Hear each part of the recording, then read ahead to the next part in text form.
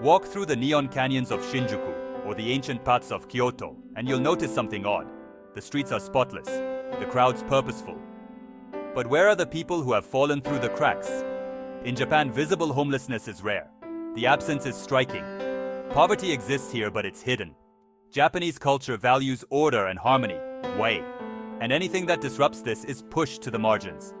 For travelers, this creates an impression of near-perfect order. But look deeper. Japan's relationship with homelessness is complex, a story of social responsibility but also social pressure. The surface is beautiful, but the real story is beneath. The real story is in what you don't see. Let's look closer. To understand why you see so few beggars, look to Japan's past. Mutual obligation is woven into the culture, rooted in village life where survival depended on cooperation. The community supported its members, and everyone contributed. There's deep cultural shame in asking strangers for help, tied to giri, or social duty. People are expected to manage problems within the family first. Problems are often contained before they spill into public view, a private safety net hidden from travelers. The result is a society that appears self-sufficient, but this harmony comes at a cost. Modern Japan was shaped by the bubble economy of the 1980s, a time of prosperity, jobs, and stability. Lifetime employment was the norm. Companies and workers had a strong social contract. Homelessness was almost unthinkable. But when the bubble burst in the early 1990s, everything changed. The economy crashed, companies laid off workers, and the old system broke down. Middle-aged men, once secure, lost jobs and identities. Many couldn't face their families. Shame drove them to disappear. They lived in parks, train stations, and along riverbanks. Blue tent villages appeared. For the first time, Japan confronted visible homelessness. The sight of former salarymen on the streets was a national shock. This crisis forced action. Government and society could no longer ignore the problem. Blue tent villages became symbols of a broken system. The crisis led to new laws and social programs aimed at restoring order and supporting those left behind. It was a turning point. Japan had to adapt to a new reality. The response wasn't perfect, but it was determined.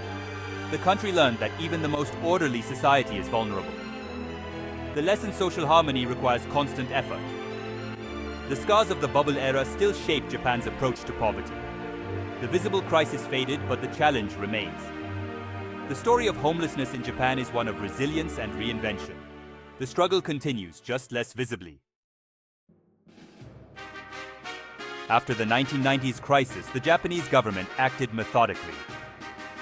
In 2002, the Act on Special Measures Concerning Assistance in Self-Reliance for the Homeless recognized homelessness as a national issue. Responsibility shifted from individuals to the state. Local governments provided shelters, medical care, and job counseling, not just a bed, but a path to self-reliance. The focus: reintegrate people into society, not create permanent dependency. The public assistance system, or seikatsu hogo, offers welfare to those below a minimum income. It covers rent, food, and medical care, but the application process is strict. Officials check finances and family support. This prevents abuse but can be a barrier for those in need. These programs are the backbone of Japan's response, operating quietly in the background. You won't see large welfare offices. The process is discreet, maintaining public harmony. The government's hand is firm but invisible. For travelers, the city appears to function smoothly. The real mechanisms are hidden in the quiet efficiency of bureaucracy. Japan's order is carefully maintained out of sight. Government policy is only part of the story. Non-profits and community groups play a crucial role, working on the front lines. They run soup kitchens, patrol streets, and provide counseling, reaching those who can't navigate bureaucracy. Groups like Sanyukai in Tokyo offer free clinics, meals, and community for the homeless. Their work is about dignity, rebuilding human bonds, and creating a sense of family. Some NPOs run social enterprises, small farms or recycling businesses, employing people who've experienced homelessness. This provides income, skills, and confidence, a gentle way to re-enter society. As a traveler, you're unlikely to see this work. It happens quietly, away from tourist trails. But it's a powerful force for good, embodying omoyari, compassionate empathy. The community solves its own problems, complementing government support. This network of care is a vital part of Japan's clean streets. It's the soft human touch behind the order. Japan's secret is a community that refuses to give up on its people.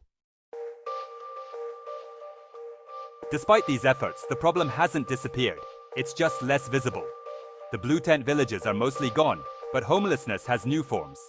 The biggest challenge now, net cafe refugees.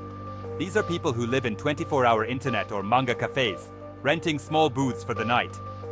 Often young, they work unstable, low-wage jobs, freeters drifting from one temp job to another. High rental costs and strict requirements trap them in temporary housing. They have a roof but no home, homeless yet invisible. Many don't see themselves as homeless. They're working, trying to get by, too proud to seek welfare. They're hidden in plain sight, in the city's brightly lit cafes. The government and NPOs are aware, offering support, but it's a complex challenge tied to changing work patterns. The fight against poverty never ends. It just changes shape. For travelers, remember, the perfect surface can hide deeper struggles. The absence of people on park benches doesn't mean everyone is secure. The problem has moved indoors, into the anonymous spaces of the city. It's a quieter, more modern hardship. Japan is still learning how to face it. The story isn't finished. Japan offers a lesson. Visible homelessness isn't inevitable. It's a choice. Through culture, government, and community, Japan has created cities that feel safe and dignified. The absence of beggars isn't proof poverty is gone, but that it's handled differently. This isn't about judging better or worse, but appreciating the difference. See the clean streets as a sign of a society that's actively trying. The real achievement is the deep human effort behind the surface. Let your travels be more than sightseeing. Let them be learning. Engage, ask questions, look beyond the obvious. The greatest souvenir is a new perspective, understanding that societies can be organized differently. Japan's secret isn't that it has no problems. Its secret is that it never stops trying to solve them. Together. The story of Japan's unseen streets is a story of hope, effort, and community. And it's still being written.